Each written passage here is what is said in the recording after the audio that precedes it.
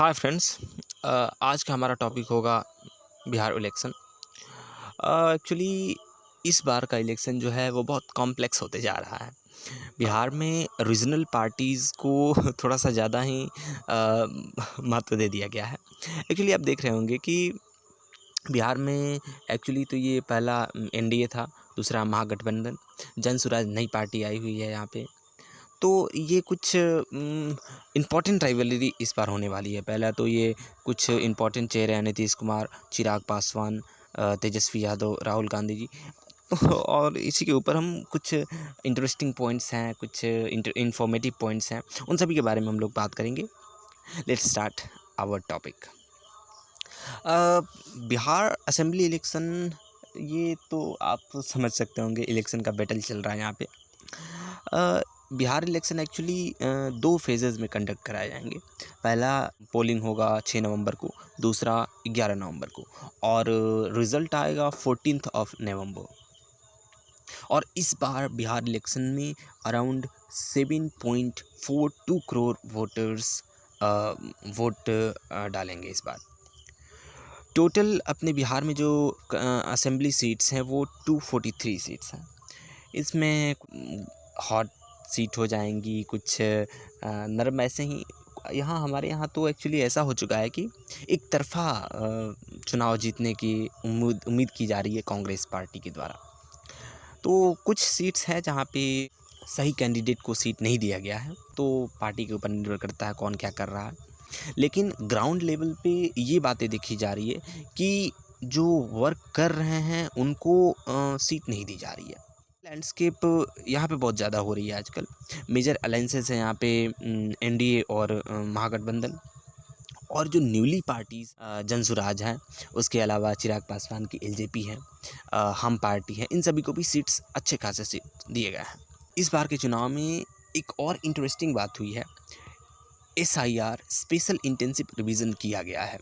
Around 21-22 साल बाद intensive revision किया गया है बिहार में, और ये पहला बिहार में ही हो रहा है। इसमें इलेक्टोरल रोल जो कैरी आउट करने वाले एलिजिबल वोटर्स हैं उनको क्लेरिफाई किया जा रहा है। जो जैसे अपने वोटर्स कई जा रहे हैं, जैसे एक स्टेट से दूसरे स्टेट में चले गए हैं, या फिर किसी का डेथ हो चुका है, उनका वोटर आईडी से वोट कास्ट किया जा रहा। इन सभी चीज़ों को देखते हुए ये फैसला लिया गया है स्पेशल इंटेंसिव रिवीजन का। ये सही है, एक प्रकार से ये सही किया गया है, और इसे ओवरऑल पूरे देश में बहुत जल्दी किया जाएगा। और इस बार के चुनाव में एक और इंटरेस्टिंग पॉइंट है, यूथ वोटर्स इस बार बहुत ज़्यादा हुए। बिहार में अराउंड 14 लाख न्यू वोटर्स आए हुए हैं।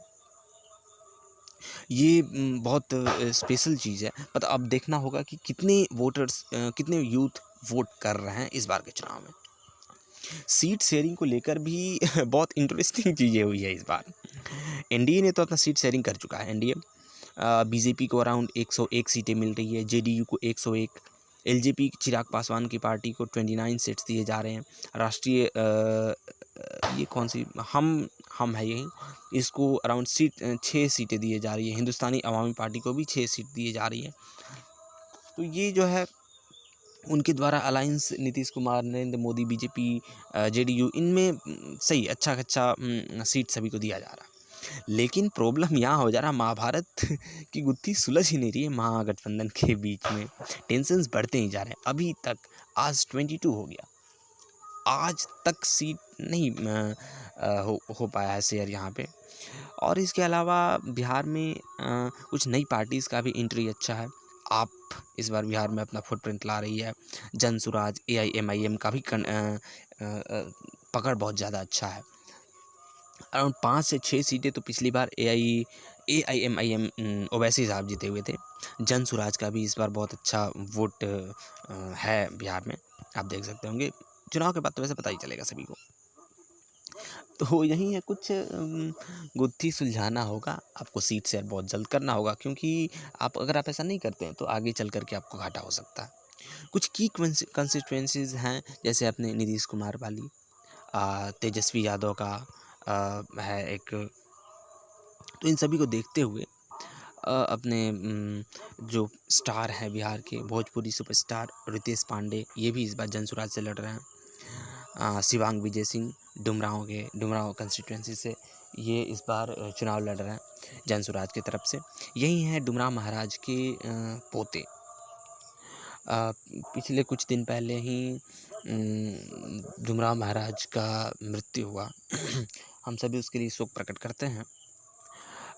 और अलीनगर से एक नया चेहरे को बीजेपी ने उतारा हुआ है रेस में, मैथिली ठाकुर को। ये रेस इस बार इलेक्शन में उतरी हुई है और इम्पॉर्टेंट हैं चिराग पासवान। इनका भी सीट स्पेसिफाई नहीं है, लेकिन इनको सीट मिल चुका है 29 सीट। अब ये कहाँ से लड़ेंगे ये इनके ऊपर निर्भर करता है। और इस बार के चुनाव में एक और चीज़ देखने वाली है कि बिहार क्या चाहता है। बिहार विकास के लिए वोट कर रहा है या नहीं, बिहार शिक्षा के लिए वोट कर रहा है या नहीं, बिहार सम्मान के लिए वोट कर रहा है या नहीं, बिहार किस पॉइंट के ऊपर इस बार वोट कर रहा है बिहार, ये देखना दिलचस्प होगा। डेवलपमेंट को फोकस में रखा जा रहा है या नहीं, कास्ट लॉयलिटी, ये सभी अपने यूथ जो है बिहार के। ये एक्चुअली ऐसा बोला जाता है कि अगर कोई लड़का बिहार में बड़ा हो रहा है, इसका मतलब पॉलिटिकल ओपिनियन उसका बहुत स्ट्रांग होगा। हमारे यहाँ ऐसा ही होता है, ऐसा बोला जाता है। गवर्नमेंट इश्यू को देखते हुए, वुमेन सेफ्टी को देखते हुए, इन्फ्लेशन कंसर्न को देखते हुए, यूथ को एस्पिरेशन देने के लिए, और मेन जो टॉपिक होना चाहिए इस बार के बिहार इलेक्शन का, वो माइग्रेशन ट्रेंड को लेकर के। माइग्रेशन बिहार से इतना ज़्यादा हो रहा है, ब्रेन ड्रेन बहुत ज़्यादा हो रहा है बिहार से। एक्चुअली आपने एक न्यूज़ देखा होगा इस बार, टॉप 10 जो साइंटिस्ट हैं, वैसे साइंटिस्ट नहीं जो खुद को साइंटिस्ट घोषित कर दिए, नहीं, top 10 scientists all over the world जिनका रिसर्च इस बार बहुत अच्छा हुआ, उनमें से ज़्यादातर बिहारी थे। इंडिया के जो हैं उनमें से ज़्यादातर बिहारी हैं। तो बिहार में ब्रेन तो बहुत ज़्यादा, लेकिन ब्रेन ड्रेन को रोकना होगा हमें। इसके ऊपर अपने बिहार को वोट करने की ज़रूरत है, ब्रेन ड्रेन को रोकने के लिए। ये बातें बहुत ज़रूरी है, क्योंकि जॉब तभी क्रिएट होंगी जब बिहार में ही इंफ्रास्ट्रक्चर डेवलप होगा, बिहार को बिज़नेस में लाया जाएगा। और हमारा बिज़नेस माइंडसेट भी एक ऐसा प्रकार का है ना कि बिज़नेस, जैसे अडानी जी को ज़मीन दिया गया 1 रुपये प्रति एकड़ के रूप में, तो मैं कहता हूँ यार फ्री कर दो, फ्री लैंड दो ना। अभी तो आपको लग रहा है कि ये बहुत सस्ता ज़मीन दिया जा रहा है, लेकिन आने वाले समय में ये ज़मीन आपको कितना वैल्यू देगा। बिहार में किसी प्रकार का बिज़नेस नहीं है, हमें अपने माइंडसेट को चेंज करना होगा। हमारे यहाँ एक और माइंडसेट ऐसा है ना कि बिजनेसमैन यानी चोर, ये चीज़ को हमें बदलना होगा। ये मेंटिलिटी से देश और राज्य डेवलप नहीं होता है।